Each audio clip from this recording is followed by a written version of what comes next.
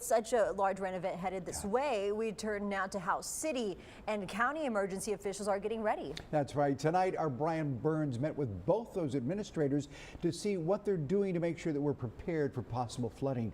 Brian, what can you tell us? Well, because we're expecting moisture instead of a single storm, officials feel practicing for events like these should reassure residents that they are ready. Some of our main concerns are just flooding on the roads and in the coastal areas. Jace Johnson, who succeeds Billy Delgado as the city's emergency services director, says there are a few spots emergency responders will be keeping tabs on. Oso Creek is a concern to us, and then the Cayenne neighborhood, and then the Nueces River. We're going to be watching all three of those to make sure that as flooding, if it does become an issue, that we're prepared to monitor it and make the necessary decisions to block off roads if necessary. The county says if we weren't already hurting for lack of rain, it might be more concerning. With the information that I have, I think we're going to have some heavy rains in pockets. There might be some puddles that happen, but they should rescind fairly quickly in the county areas, in the rural areas. But we're not looking at really any major flooding.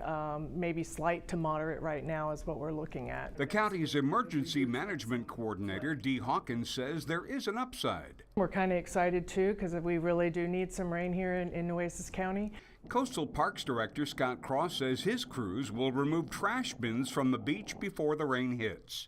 We'll wait until Thursday, hopefully sometime. The tide will recede. It may end up being Friday morning, and then we'll go out and we'll just survey the beach and make sure there's not a bunch of debris. You know, we're not closing the beaches or anything like that, but typically with these storms, we find a lot of logs.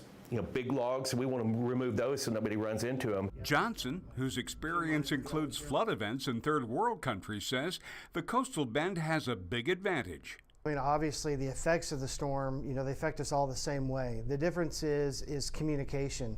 Here we have methods of, whether it's through radio, through news, through social media, to really reach out to the public. In some of the other developing nations, that's not the case.